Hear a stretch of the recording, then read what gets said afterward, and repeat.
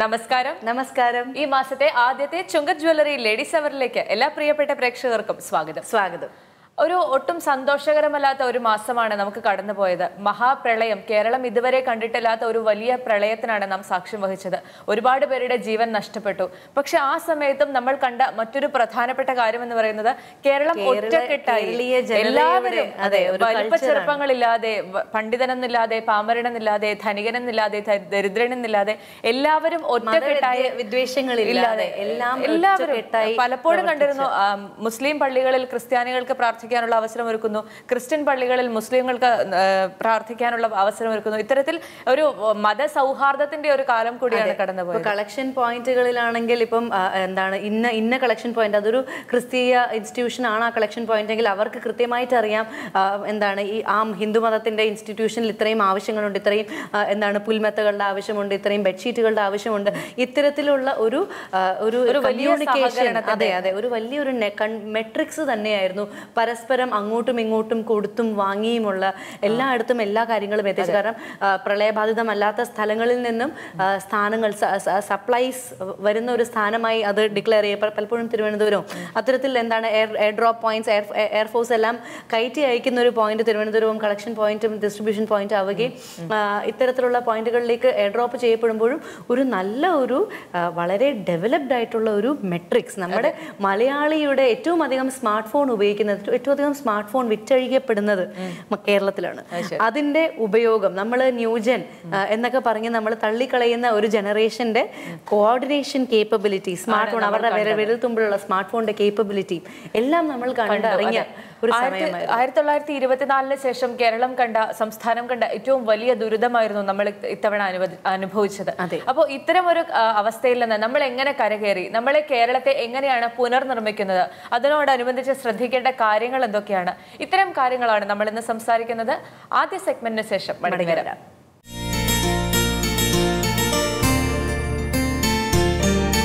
നമസ്കാരം, ഞാൻ റുബീന റഫീഖ്, ഇരിട്ടി മുനിസിപ്പാലിറ്റിയിലെ മുനിസിപ്പൽ കൗൺസിലറാണ്. ഞാനിവിടെ അവതരിപ്പിക്കുന്ന വിഷയം സ്ത്രീകളും കുട്ടികളും സമൂഹത്തിലുള്ള അവരുടെ ബന്ധങ്ങൾ. കാരണം ഞാനൊരു 2 വർഷം മുമ്പ് വരെ ഒരു വീട്ടമ്മയായിരുന്നു, സാധാരണ ഒരു വീട്ടമ്മയായിരുന്നു. സമൂഹത്തിലേക്ക് ഇറങ്ങി വരാനോ അല്ലെങ്കിൽ സമൂഹത്തിന് വേണ്ടി നന്മകൾ ചെയ്യാനോ ഒന്നുമുള്ള ഒരു കഴിവോ അല്ലെങ്കിൽ അത് പക്വതയുണ്ട് എന്ന് വിശ്വസിക്കാത്ത ഒരാളായിരുന്നു ഞാൻ. പക്ഷേ സാഹചര്യം കൊണ്ടായിരിക്കാം സമൂഹത്തിലേക്ക് ഇറങ്ങേണ്ട ഒരവസ്ഥ വന്നു. നിർബന്ധപൂർവ്വം ഇറങ്ങിയതാണ്. പക്ഷേ നമ്മൾ ജീവിക്കുന്ന ജീവിത രീതിയല്ല, ഒരുപാട് പ്രശ്നങ്ങളും പ്രതിസന്ധികളുമുള്ള ഒരു ജീവിതമാണ് നമ്മുടെ ജീവിതം. നമ്മൾ തിരിച്ചറിയാൻ കുറച്ച് വൈകിപ്പോയി. നമ്മൾ പലപ്പോഴും നമ്മുടെ ഈ കമ്മ്യൂണിക്കേഷനിലെ സ്ത്രീകൾക്ക് പുറത്തിറങ്ങാനോ അതുപോലെ മറ്റുള്ള കാര്യങ്ങൾ ചെയ്യാനുള്ള ഒരു ധൈര്യം കുറവാണ്. അത് പണ്ട് മുതൽക്കേയുള്ള ഒരു ആചാരമായ, ഒരു ശീലമായി മാറിയ ഒരവസ്ഥയാണ്. അതൊക്കെ മാറിയപ്പോൾ വിദ്യാഭ്യാസ രീതിയിലും അതുപോലെ തന്നെ സമൂഹത്തിലേക്ക് ഇറങ്ങി പ്രവർത്തിക്കാനുള്ള രീതിയിലുമൊക്കെ മാറ്റങ്ങൾ വന്നു തുടങ്ങിയ ഒരു കാലമാണിത്. നമ്മുടെ കുട്ടികളുടെ ഭാവിയും സുരക്ഷയും ഒക്കെ ഒരുപാട് ഉത്കണ്ഠയുള്ള ഒരു കാലത്ത് നമ്മൾ ജീവിക്കുമ്പോൾ നമ്മൾ അറിഞ്ഞിരിക്കേണ്ട ചില കാര്യങ്ങൾ, ഞാൻ മനസ്സിലാക്കിയ ചില കാര്യങ്ങളുണ്ട്. എനിക്കൊരുപാട് അറിവൊന്നുമില്ലെങ്കിലും ഒരു ജീവിതാനുഭവം കൊണ്ട് നമ്മുടെ മക്കളെ വളർത്തുമ്പോൾ, സമൂഹത്തിലേക്ക് നമ്മൾ അവരെ ഇറക്കി വിടുമ്പോൾ നമുക്കൊരുപാട് പേടിയും ഭയവും ഒരുപാട് പേടിയുണ്ട്. കാരണം അവരുടെ ഭാവി എങ്ങനെയായിരിക്കും. പിന്നെ പണ്ട് കാലത്തൊക്കെ ഒരു കുട്ടി മോശമാവണമെങ്കിൽ സാഹചര്യങ്ങളിൽ പെട്ടുപോയാൽ മാത്രമാണ്. ഇപ്പോൾ നമ്മുടെ ഈ കാലഘട്ടങ്ങളിൽ ഈ മൊബൈലിൻ്റെ ഉപയോഗം തുടങ്ങിയത് മുതൽ ഒരുപാട് നന്മയുണ്ടെങ്കിലും അതിലേറെ ദോഷമുള്ള ഒരു അവസ്ഥയാണ് നമുക്കിപ്പോൾ കണ്ടുവരുന്നത്. കുട്ടികളിൽ ചെറുപ്രായത്തിൽ, കാരണം ഒരു കുട്ടി ജനിച്ച് വീഴുമ്പോൾ തുടങ്ങി ആ കുട്ടിയിൽ ഉണ്ടാകുന്ന മാറ്റങ്ങൾ, അതുപോലെ രക്ഷിതാക്കളുടെ ശ്രദ്ധക്കുറവ്, നമ്മൾ ആ ശ്രദ്ധക്കുറവ് കൊണ്ട് നമ്മൾ അനുഭവിക്കുന്ന വിഷമങ്ങൾ ഭാവിയിൽ കുട്ടി കുറച്ച് വളരുമ്പോഴാണ് നമുക്കത് മനസ്സിലാവുന്നത്. നമ്മുടെ ശ്രദ്ധക്കുറവ് കൊണ്ടാണ് നമ്മുടെ കുട്ടി ഇങ്ങനെ അപകടാവസ്ഥയിലേക്ക് പോകുന്നതെന്ന കാര്യം. പക്ഷെ നമുക്ക് നേരത്തെ അത് ചെയ്യാമായിരുന്നു. നമ്മളൊരു തെറ്റ് ചെയ്തുകൊണ്ടിരിക്കുന്ന പാരൻസ് ആണെങ്കിൽ ഒരിക്കലും ഒരു കുട്ടി നമുക്ക് തിരുത്താൻ പറ്റില്ല. ഉദാഹരണത്തിന് എൻ്റെ അവസ്ഥയിൽ ഞാൻ പറയാം, എൻ്റെ കുട്ടികൾക്ക് പിന്നെ എല്ലാം ഒറ്റയ്ക്ക് ചെയ്യുന്ന ചെയ്യാൻ ഞാൻ വിടുമായിരുന്നു. എല്ലാ കാര്യങ്ങളും അവരെ ഒറ്റയ്ക്ക് ചെയ്യാൻ ശീലിപ്പിക്കുമായിരുന്നു ചെറുതിൽ.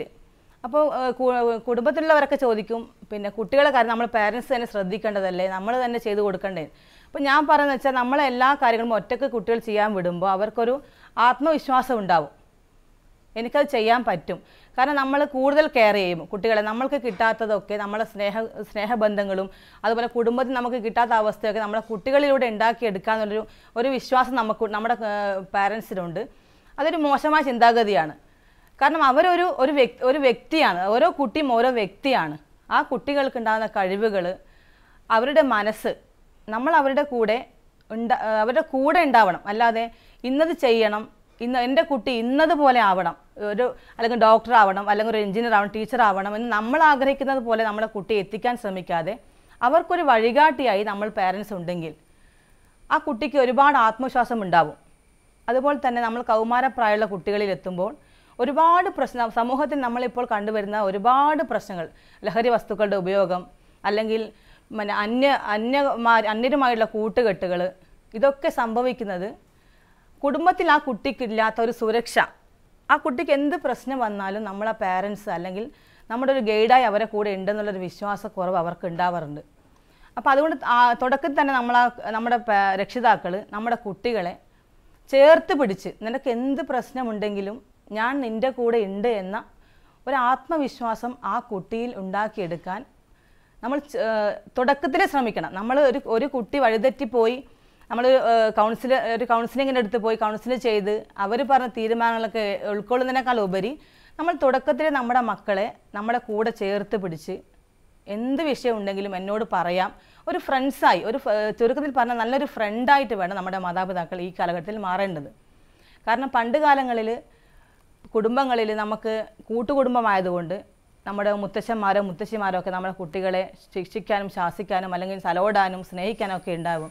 ഇപ്പോൾ രക്ഷിതാക്കൾക്ക് സമയമില്ല, എല്ലാവരും തിരക്ക് പിടിച്ച ലോകത്ത് ജീവിക്കുന്നതുകൊണ്ട് നമ്മളെ കുട്ടികളിൽ അറിഞ്ഞിരിക്കേണ്ട, അവരുമായിട്ട് കുറച്ച് സമയം സംസാരിക്കാനും പൊതുപ്രവർത്തനം. ഞാനൊക്കെ ഒരു വീട്ടമ്മയായി മാറിയ ഒരവസ്ഥയിൽ പെട്ടെന്ന് സമൂഹത്തിലേക്ക് ഇറങ്ങുമ്പോൾ ഒരുപാട് ബുദ്ധിമുട്ട് അനുഭവിച്ചിട്ടുണ്ട്.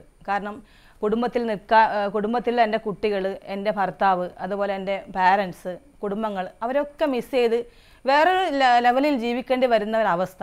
പക്ഷെ നമ്മൾ ചിന്തിക്കേണ്ടതെന്ന് വെച്ചാൽ, സമൂഹത്തിലേക്ക് ഇറങ്ങുന്ന സ്ത്രീകൾ എപ്പോഴും ചിന്തിക്കേണ്ടതെന്ന് വെച്ചാൽ, നമ്മുടെ കുടുംബം നമുക്ക് ഏറ്റവും ഇമ്പോർട്ടൻ്റ് ആയി നമ്മൾ കൊണ്ടു നടക്കേണ്ട ഒരു അമൂല്യ നിധിയാണ് നമ്മുടെ ഭർത്താവ്, നമ്മുടെ കുട്ടികൾ. അത് നമ്മൾ സമൂഹം നന്നാവുന്നതിനോടൊപ്പം നമ്മുടെ കുടുംബം ഭദ്രമായി നമ്മുടെ കൈവളിയിൽ എത്തിച്ചിട്ട് മാത്രമേ നമ്മൾ സമൂഹത്തിലേക്ക് ഇറങ്ങാൻ പാടുള്ളൂ.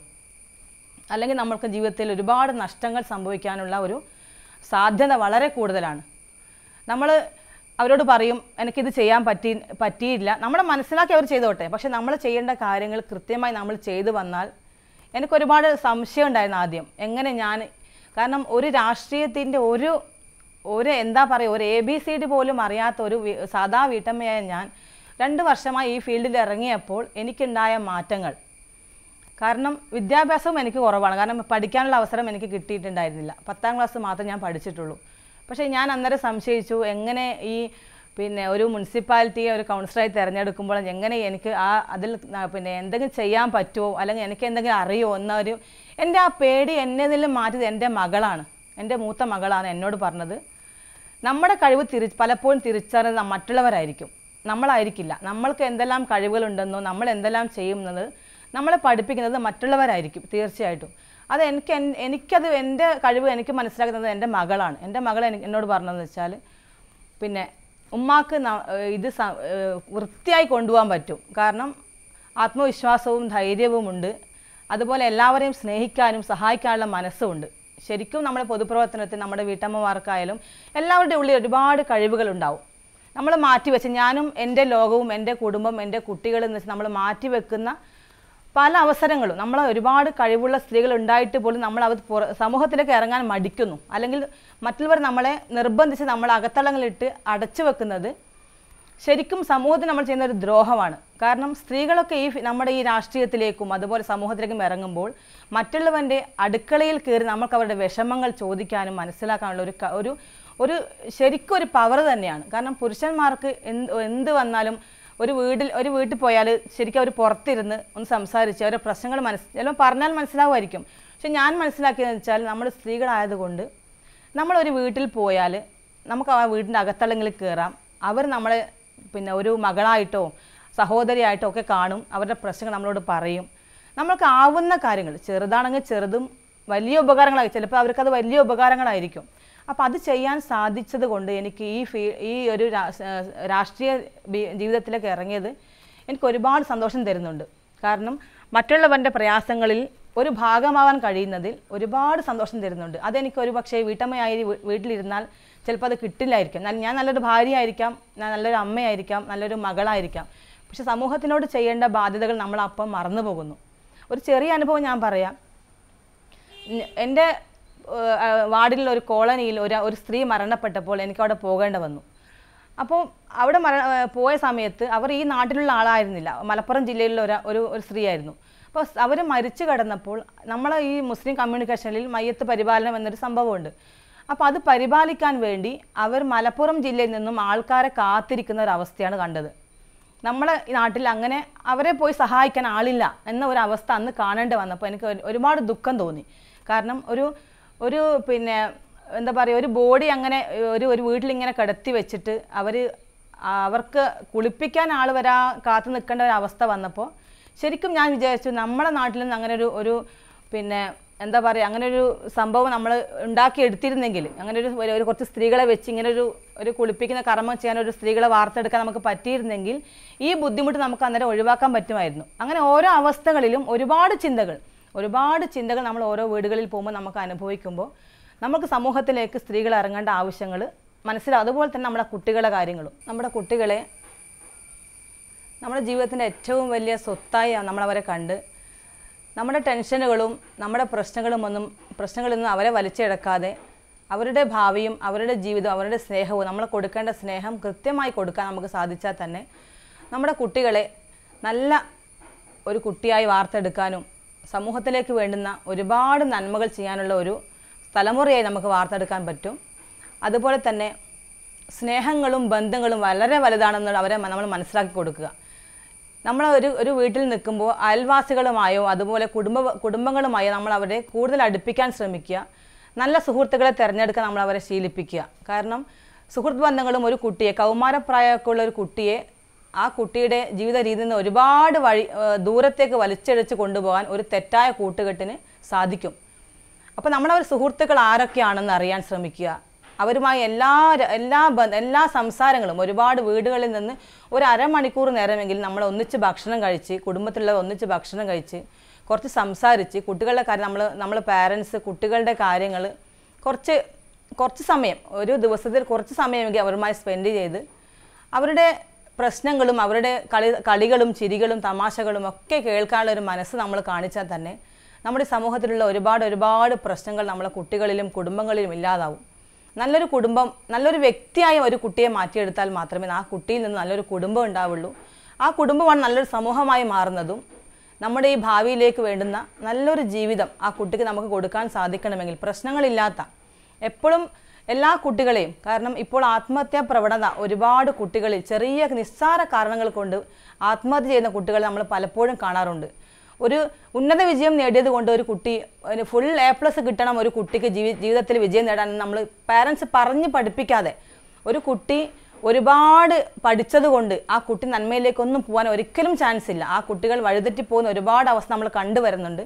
ഒരു കുട്ടിയുടെ പഠനം എന്നത് നല്ല സത്യസന്ധമായ ജീവിത രീതി, നല്ല ആത്മവിശ്വാസം കൊടുക്കുക, സ്നേഹമായി എല്ലാവരും പെരുമാറാൻ പഠിപ്പിക്കുക, ബഹുമാനിക്കാൻ പഠിപ്പിക്കുക.